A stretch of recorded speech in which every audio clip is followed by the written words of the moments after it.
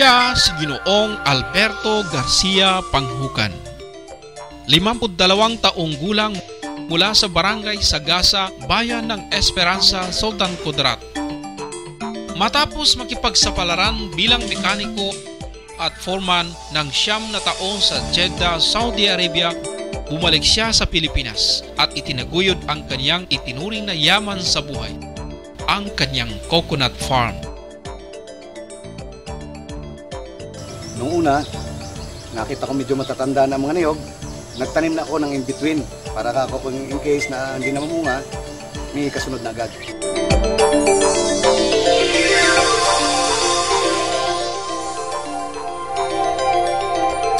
Kita ko na malaking tulong tong coconut kasi halos dito ko kinuha rin pagpapaaral sa aking mga anak.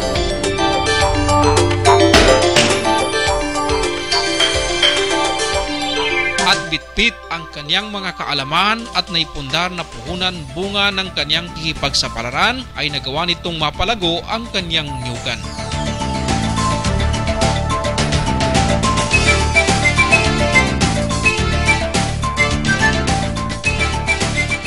Pagkagaling ko po galing sa pagtatrabaho sa ibang bansa at naisip ko mag-stable na dito sa lugar ng aking asawa, dito ko nakita ang niyugan and then unti-unti kong in-improve.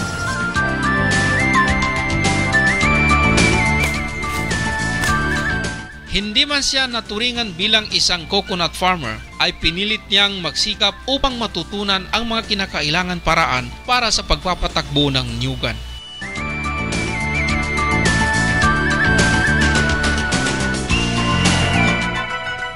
Bukas na isipan, open-minded at matibay na determinasyon ang pinanghahawakan ni Ginoong Alberto kung kaya't nagawa nitong maging produktibo ang 5 ektaryang niyugan. Nagsisilbing pangunahing pinagkakakitaan ni Ginoong Alberto ang kanyang coconut farm. Sa isang harvest, kumikita ako ng halos sa 5 hektarya, ma-harvest ako ng 10 to 13,000 pieces. So, nagkakaroon ng market yan sa Copras ng mga almost 60,000. Maliban sa pagkokopra, pinasok rin ni Ginoong Alberto ang paggawa ng cocoa sugar. Pag-alaman ko ngayong panahon na ito, meron parang karagdagang kita sa bukod sa pagkokopra, ang cocoa sugar na tinatawag nila, na mas malaki pa ang kita kaysa sa tuba-tuba lang. So tumesting kami at nakita namin ang pagkakaiba ng kita sa tuba sa cocoa sugar. 4 na litro o 1 galon ng tuba ay makakagawa ng 1 kilong cocoa sugar na nagkakahalaga ng 200 pesos sa local market.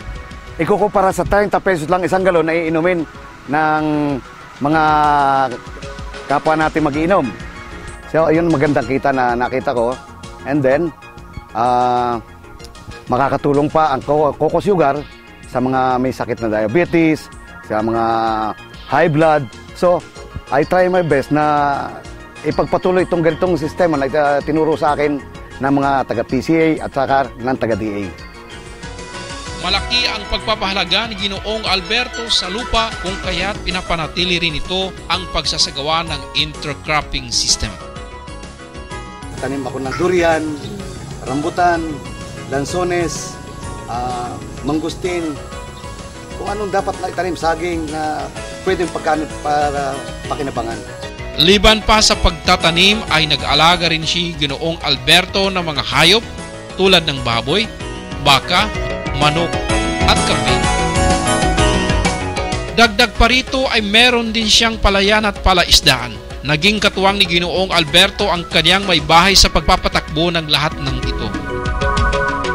Nakapagpundar na rin ng bahay at mga sasakyan ang pamilya ni Ginoong Alberto at nagmamay-ari rin siya ng iba pang lupain maliban sa Barangay Sagasa.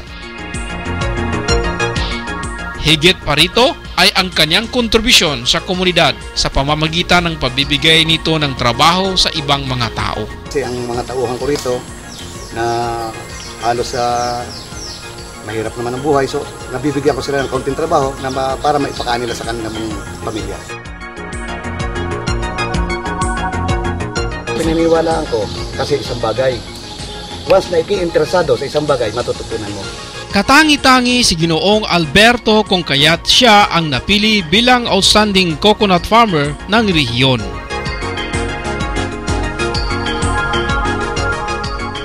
Ayon kay Ginoong Alberto, malaki ang naitulong ng Department of Agriculture at Philippine Coconut Authority sa kanya. Pagdating sa organic fertilizer, para sa akin, na dati naman hindi ako gumagamit niyan, so nalaman ko sa maraming may mga project na ganyan na ang vermicast ay makakatulong at makakatipid para sa paggamit ng ating pag-abono sa ating mga halaman.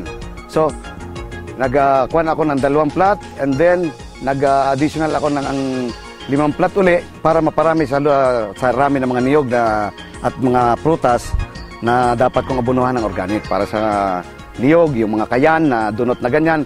Yan ay nilalagay ko lahat sa mga taniman ko ng niyog, prutas, kung ano-ano na hindi ka nagagamit o bibili ng mataas na halaga ng abono ngayon. Katunayan po, kagagaling ko lang po sa bakasyon sa bayan namin sa Batangas. Doon ko po nakita na may peste na pala na napakalawak na peste na nakaka-epekto sa niyog doon sa aming bayan. Kaya nung dumating ako rito, ay sumungguni agad ako sa manager ng PCA at nagtanong ako kung ano ang dapat pakasugpo na unti-unti sa pagmamasid ko, mayroon na pala rin dito, pero hindi pa masyado. So, na-advise sa akin ni manager na magtayo ng maliit na laboratorio. So, nag-volunteer ako na doon sa aking lugar, sa aking area, sa farm ko, doon na lang sa akin para magtayo ng maliit na laboratorio para masugpo ang peste sa niyog na brontis pa. Ang laboratorio ay doon namin pararamihin ang parasitoid para makasugpo sa peste sa niyog na yan, na para makatulong din ako sa aking barangay, sa aking mga kababaryo na masugpo kaagad para hindi masyadong kumalat ang peste na yan. Ang Kaanib Crop Program sa tulong ni Secretary Alcala ay nagbigay ng proyekto sa aming mga magdiniyog dito sa aming barangay. Katulad niyan ang pagnanarsilya ng niyog. Andyan ang pag-aalaga ng mga hayop, ang pagtatanim sa intercrop katulad ng kakao na magiging karagdagang kita para sa amin at saka yung para madagdagan o yung maliit na may malaki pang espasyo ng niyog ay may itanim tayo at magkaroon ng madagdag kita. Katulad pa ng kasama pa sa kaanib dyan, yung cocoa sugar natin na nabanggit ko kanina. Sa tulong ng PCA ay nagpapasalamat ako at ang suporta nila ay talagang tao sa puso. Kami naman ang mga tao dito sa aming baryo ay makikinabang, hindi lang ako. Na ay papaliwanag ko na sa kanya na dati-rati, ganito ang niyog ngayon, ibinabalik na sa panahon ngayon na magtanim uli ng niyog. Iba sa lahat, ano? Among the best farmer, siya po yung pinaka-best na napili namin na magiging model po sa lahat ng coconut farmers dito sa Sultan Kudarat. Madali po siyang turuan, masipag at talagang tinutupad kung ano po yung pipiliya na dapat maging productive yung ating coconut.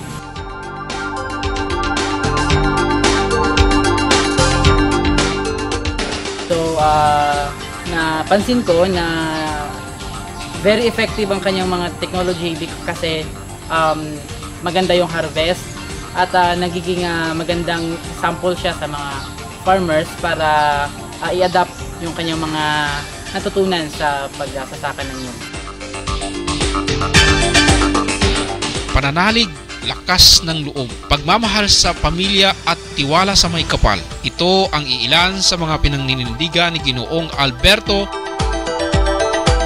Yaman na kanyang dadalhin habang buhay.